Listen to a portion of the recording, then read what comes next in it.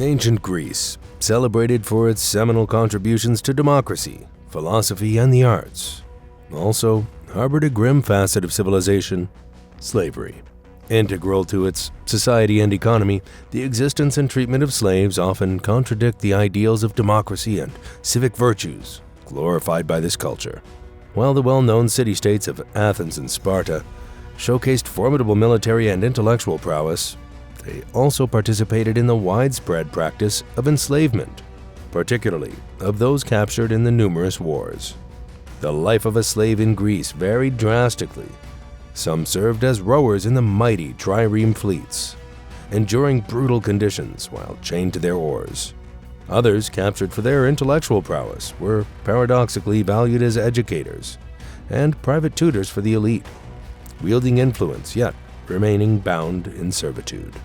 Meanwhile, the darker underbelly of Greek slavery was marked by sexual exploitation, where slaves of all ages and genders were reduced to mere objects of pleasure for their masters.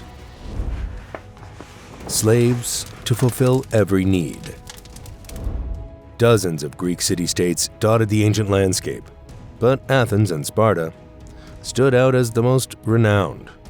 These cities, along with their allies, alternated between fighting alongside each other and against each other. Despite their formidable reputation, the Spartans did not always triumph over the Athenians.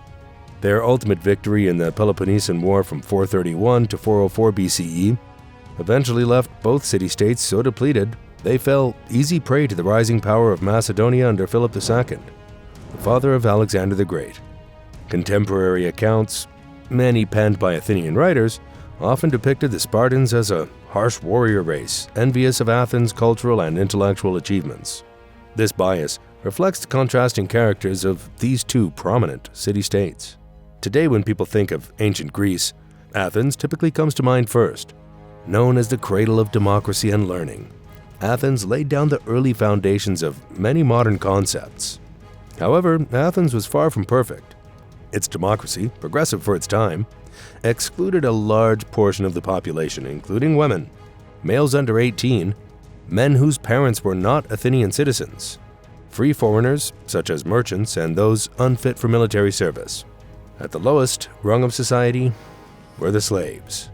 Estimates vary, but historians generally agree that slaves made up about 30 to 40% of Athens' population.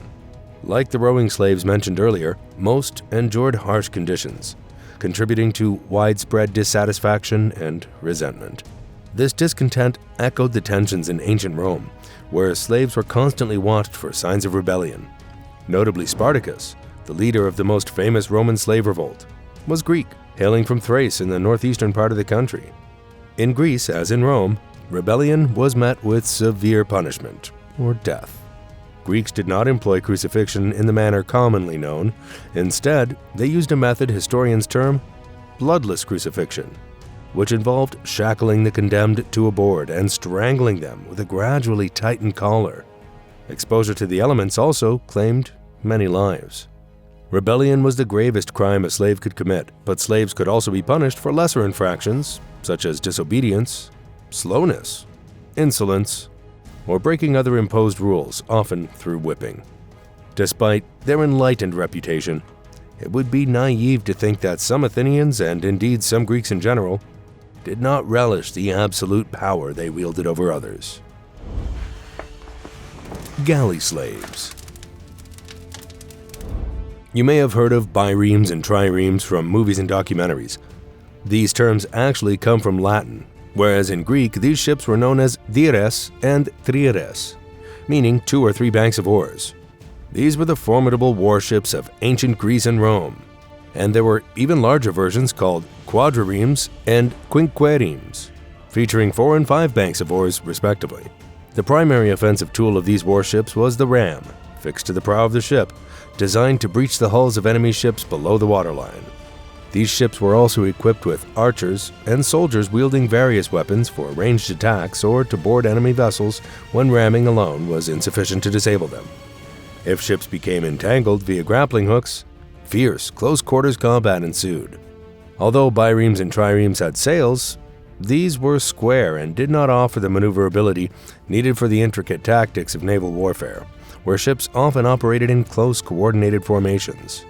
The rowers of these ships were typically slaves, many captured in wars. These individuals might find themselves rowing against vessels from their own city-states, possibly even against their own kin.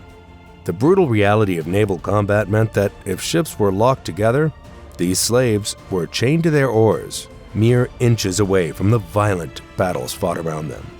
They were effectively ignored in the chaos, often used inadvertently as human shields. In the event of a ship being rammed and beginning to sink, the situation for these slaves was dire. Panic could ensue, with the natural instinct to survive overpowering rational thought. Chained and unable to escape, the likelihood of being freed was minimal, as their status as slaves made them low priorities for rescue. The earliest triremes carried around a dozen rowers, but this number could grow to 50 or more, all potentially facing a watery grave as their ship sank into the depths. Enslaved educators. In the annals of ancient Rome and Greece, some of the most revered educators and private tutors for the elite were slaves.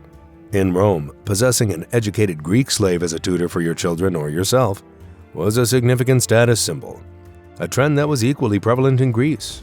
Educated Athenians captured during the numerous conflicts that swept through Athenian territories were highly valued, both by fellow Greeks and later by the Romans.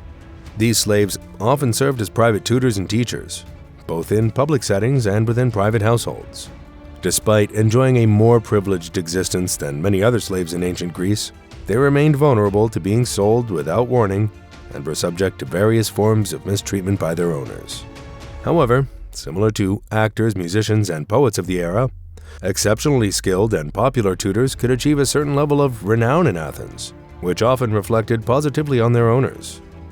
This could lead to better treatment, not necessarily out of altruism, but because mistreating a well-known slave could tarnish an owner's public image. Owners of renowned enslaved individuals, whether they were actors, tutors, musicians, or even sex workers, occupied the upper echelons of Athenian society, where maintaining a respectable public persona was paramount. Sexual slavery. In ancient Greece, sexual slavery was a disturbing yet integral aspect of everyday life, particularly in wealthy households. Slaves captured during wars or born into servitude were often used for the sexual pleasures of their masters.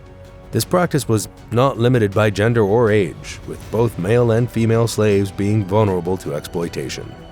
While these individuals might have lived in relative comfort compared to other slaves, their autonomy over their bodies was virtually non-existent. The societal norms of the time facilitated this exploitation, treating slaves as property rather than persons with rights, reflecting the deeply ingrained inequalities of ancient Greek society. Male and female slaves were often forced into prostitution by masters or pimps. The sex trade was stratified, serving every social class, with the lowest tier known as the pornai, or buyable women. These women, frequently slaves, were considered the property of their pimps, to whom they relinquished most, if not all, of their earnings.